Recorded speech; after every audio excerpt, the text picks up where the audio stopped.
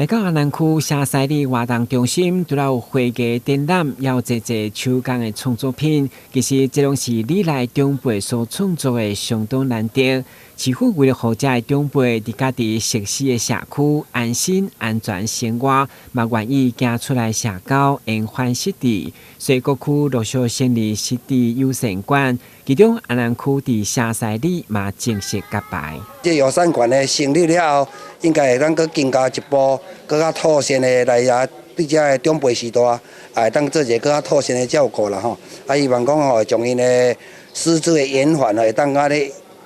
哪样等吼，互因一个环境会当加讲话吼。这延缓失智的工作吼，会当做顺利吼。我们这个整个活动中心的一个活化哈，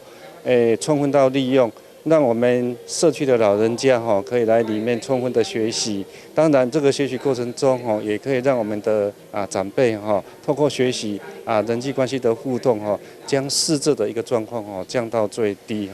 新年东港中正大学传播学系教授嘛带领招唱团用长辈所熟悉的音乐来陪伴，在轻松活动当中来上课，让长辈被尊重、受到支持。